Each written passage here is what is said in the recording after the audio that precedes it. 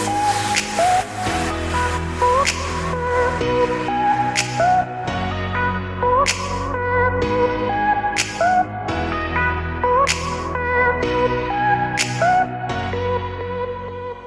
to all the debt warriors listening, and welcome back to another episode of Millennial Debt Domination. I'm your host, Katie Fata. The month of May highlights mental health awareness. Each year, millions of Americans face the reality of living with a mental illness. Mental health and finances go hand in hand. In fact, 18% of people with mental health problems also have debt problems. It can be hard to manage your money properly when dealing with mental health issues. Today's episode will be about how having mental health issues affect your finances. I'll be joined by Amy Ryan, a licensed clinical social worker and therapist. Amy has worked with adults, children, and families for the past 20 years, struggling with communication, self-esteem, addiction, grief, anxiety, and depression. Many times she's seen how people with mental health issues cannot manage their finances because of everything else going on in their lives. Amy and I will discuss how depression affects your finances, how mental health worsens financial health, how having poor mental health affects your income, and much more. Now, let's get to my interview with Amy.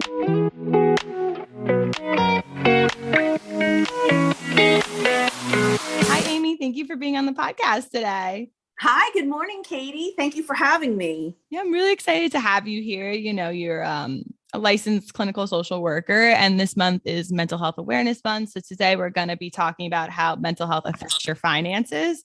So I guess to get started, what mental health issues would cause a person to have financial issues? Well, you know, the thing about mental health is it's very broad. So I was going to start actually, Katie, saying that what is our mental health really? Okay. And that's our functioning. It's how we think, how we behave, how we process things. So, and then there's a whole spectrum of everyone's different levels of functioning. And then there are mental disorders that end up impeding our functioning, right? So if any of our areas of functioning are having difficulty, you know, for instance, if you are feeling clinically depressed or you're having adjustment issues with some big changes in your family or, you know, death in a family, if you feel anxiety, if you feel any kind of symptoms that would impede your functioning, well, sure, of course, it's going to affect the way you perform tasks and essentially your job, the way you can obtain money, the way you handle money, all of that. Yeah, absolutely. So I think I answered all of the questions. Yeah. Yeah, I think so. Yeah. I mean, mental health can obviously affect, if you're having mental health issues, it can affect many different aspects of your life, including your finances. So yeah, that's definitely good to point out. So do you think it's common for people who experience depression to have more financial anxiety than others? Sure. And again, all of my answers are never going to be like complete black or white, yes or no. They're all going to be like, of course it can be. So just to preface that, because I don't have like any research in front of me or anything. In my experience, though, if you are feeling, say, you asked depression, that can cause low self-worth, making it more difficult to, say, pursue different things, like taking that extra interview for the promotion, maybe. It could affect, say, you're wanting to change careers. You may not feel confident enough to do that. And on the same level, some symptoms of depression can cause lack of motivation and lack of desire. So your bills and your things that you take care of, your responsibilities could fall by the wayside. You know, you let things go. And I've heard that, look, a lot of people have accumulated a lot of debt because they just couldn't get out of bed. So.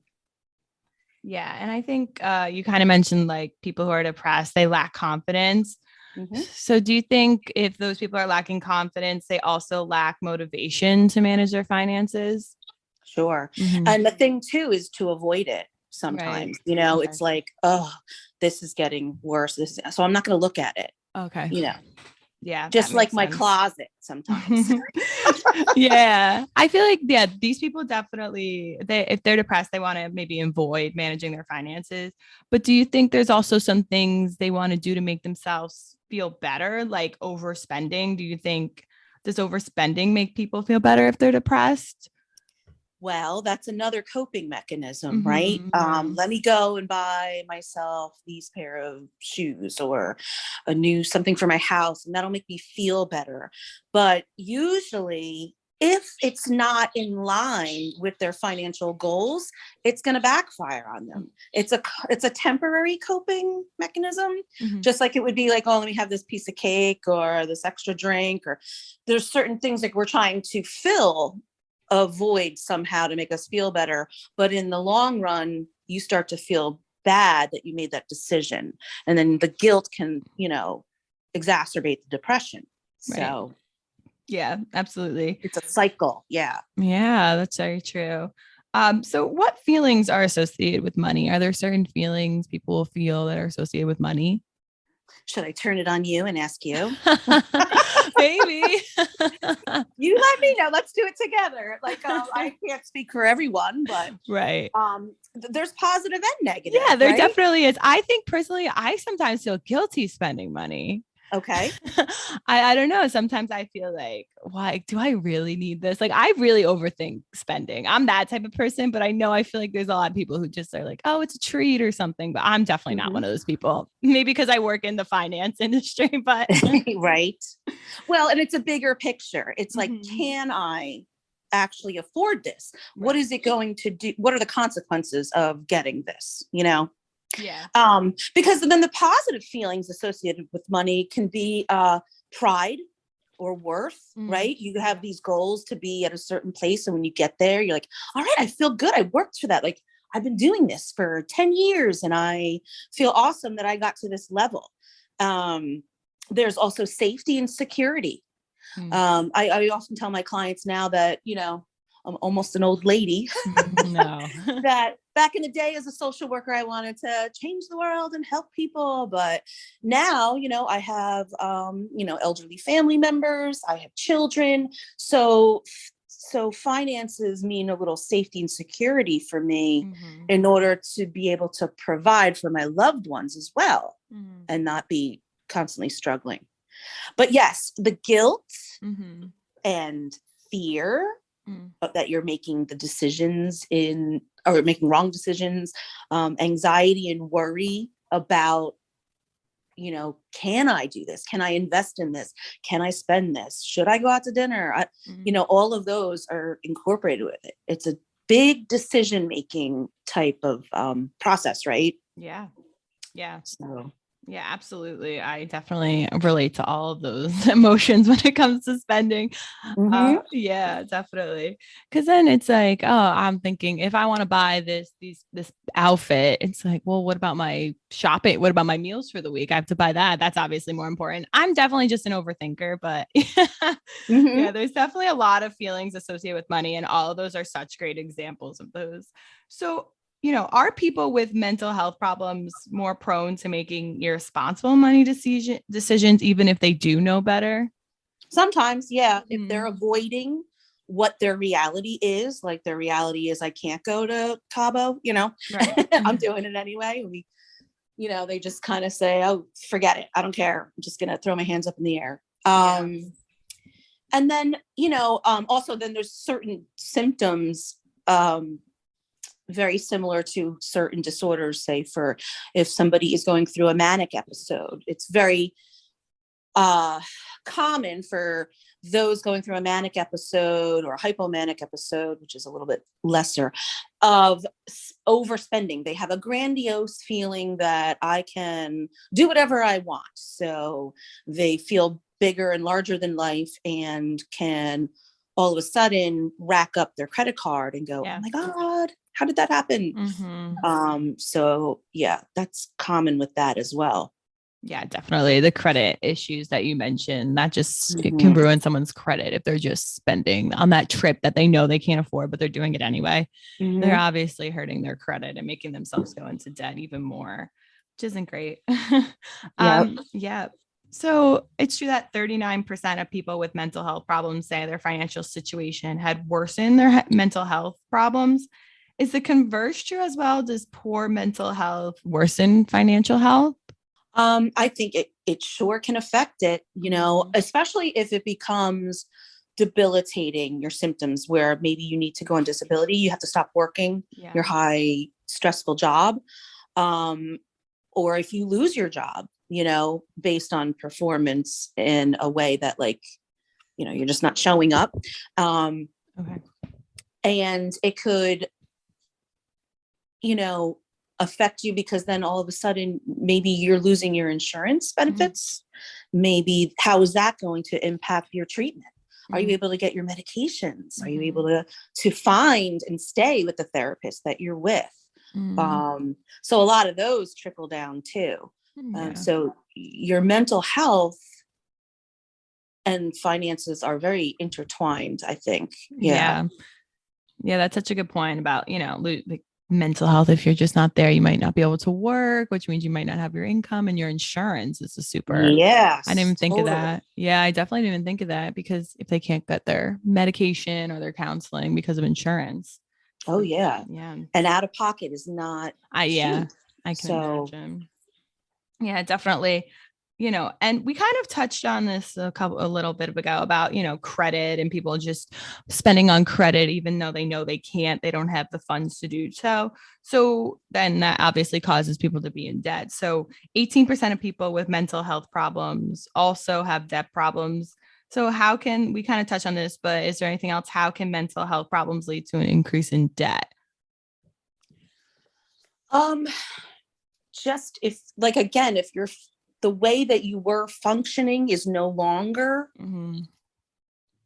able to sustain that way, but you're still living the same lifestyle. Okay. I know you've been talking about a lot of millennials. This is the podcast. Yeah. So in my experience too, with clients between like 20 and 35, some of them too are trying to find good jobs to get themselves off, out of their parents' house and become independent.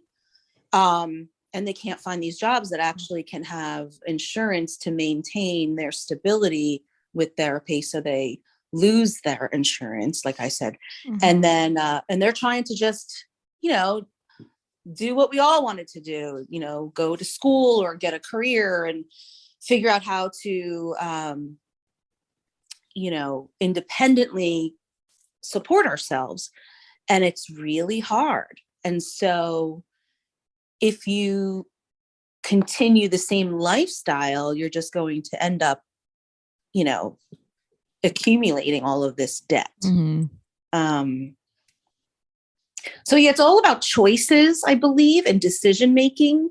And when you are suffering from symptoms with, like having difficulty concentrating, having racing thoughts and anxiety, feeling impulsive, having a lack of motivation or mood swings, then that affects your decision making, right? And your confidence in yourself, and it can snowball, sort of like a snowball effect. Yeah, absolutely. Yeah. And these people are also in, like, if we're going to talk about millennials, well, some of them are still in debt from their student loans and such. So, and if they don't, if they are having mental health problems and they can't, as you said, get a job or get insurance, they're going to have trouble paying their student loans. They're just going to keep being in debt, which I'm sure affects their mental health, just thinking about all the student loans they have and they can't pay them. Right. Yeah. You start to internalize it too. Like, what am I doing wrong? I've so many people who have said that to me. I don't understand, Amy. I did it all right. I worked my ass off. I got here to a point, and why is this not working? And why am I anxious now going on interviews? Why am I? And I'm like, okay. Yeah, I feel like that's so common with millennials. That's such a good point. But I feel like a lot of millennials feel that way. So they're angry. Yeah. I definitely think that, and kind of earlier too, we talked about, if somebody is having mental health problems, they could not feel like they want to work and they could lose their job, which means, losing their income. Is there any way mental health can affect your income aside from that? I guess if you were going into other types of mental health, like domestic violence, and divorce and PTSD, and like those are also under the big umbrella of having symptoms, and that can affect. So if you're going through a separation where you were abused and all your finances are stagnant, what do you call it when they're paralyzed, but they stop them, you know what I mean? Like I just lost the word, sorry. Yeah, no but problem. when that happens, and then you have to figure out how to still put food on your table, and that's tough because they start to rack up credit card bills because everything's on hold until the decision's made. What other things would affect your income? I'm not sure. I guess definitely like losing your job and such, because you're depressed and you don't feel like working. That's obviously the big one. Yeah, definitely. So how does having a mental health problem affect your expenditure and your ability to save money? Yeah, that's hard for all of us, isn't it? Yeah. But really, saving money, and this is not coming from this is just my opinion, I guess, it requires a plan, right? And maybe some discipline. Yeah, definitely. You got to look at the big picture. What are my goals? What do I want? What do I have? What do I need? And how do I balance all of that out? And that's not easy to do. Yeah. Especially when like all of a sudden inflation comes and like the budget you made last summer is so different now. Yeah. Right? Like, even the budget you made a couple months ago. Right? Totally. Yeah, like, definitely. I'm working from home. I'm not putting gas in my car. Yeah. So, that's hard. You work hard to try to figure out how to spread it all while saving. So that requires the cognitive and emotional ability to do that. And when you are not getting out of bed, or where you are so anxious that you are feeling panicky and can't think straight, so that's called like ruminating thoughts and stuff. How do you sit down and form a plan? How do you figure out how to discipline yourself? How do you then switch from making the plan of how I'm going to spend my money versus emotional spending? A lot of us do that. So that's why I think something like your organization, which I'm slightly reading up on, but there was somebody else, there was another therapist that was partnering up with a financial type of planner. And I thought, that is amazing, to have somebody sit down with you and you address both your emotions and feelings behind, and you're out like your whole worldview of financial planning and stability versus, how can I move forward and still be secure? Yeah, definitely. I think it is, like, as you kind of mentioned, it's hard for a lot of people to even save money, let alone someone with a mental health disorder. It could be impossible almost for them to save.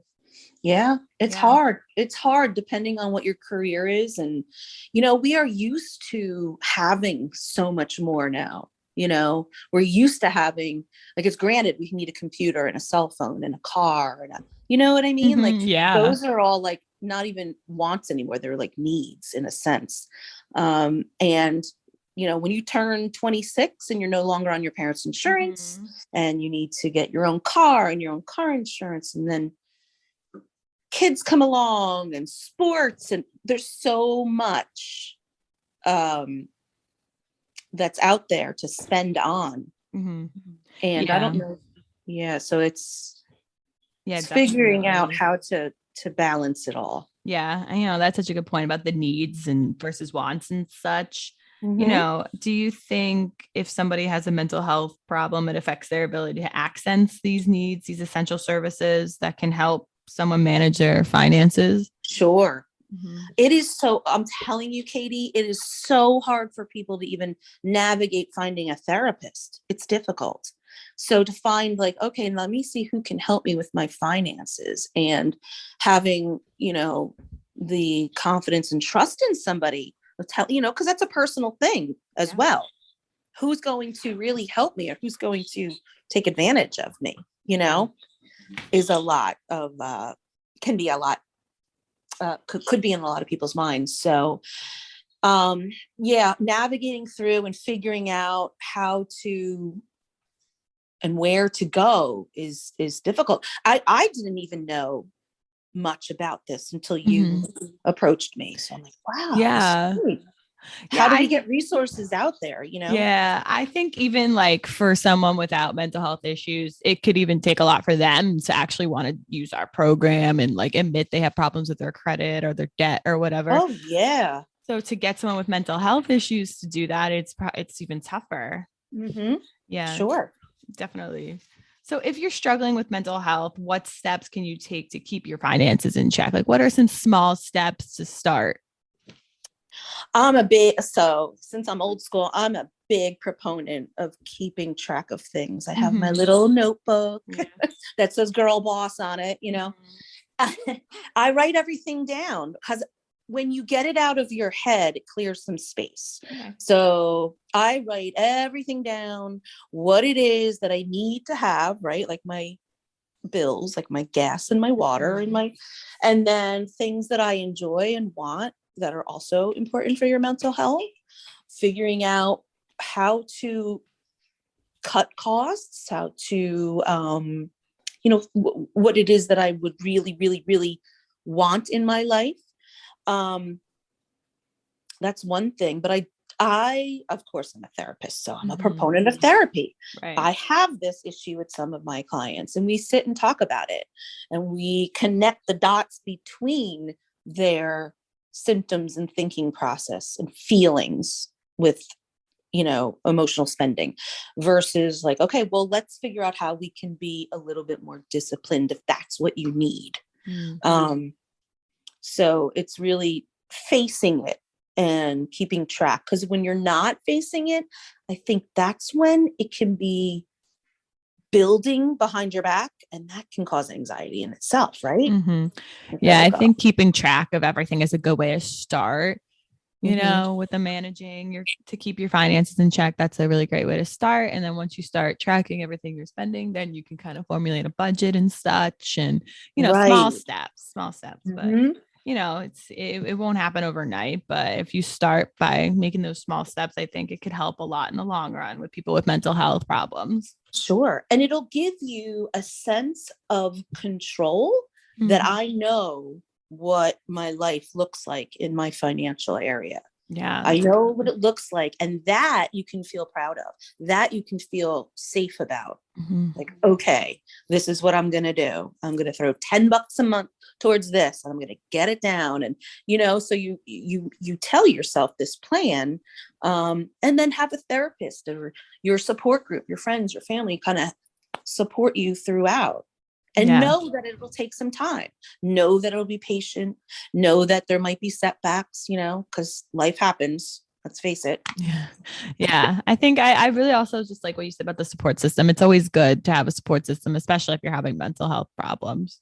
Absolutely. You have to, because you don't want to be isolated. Yeah, that'll make it worse, I'm assuming. Yeah. Oh my gosh. Yes. Your besties bring out all the qualities that you forget about yourself. Yeah, definitely. Yeah. Well, Amy, I think you answered all my questions today. Thank you so much for being on the podcast. Oh, you're welcome. Thank you so much. This was awesome. I loved it. And I think it's a great thing that you guys are doing. I'm going to spread the word. Oh, I think you might be very helpful. Oh, thank you. Even for myself. Well, that's great. I'm glad we could help you out. And thank you again for being here on the podcast today for a Mental Health Awareness Month episode. Okay. Thank you. Thank you.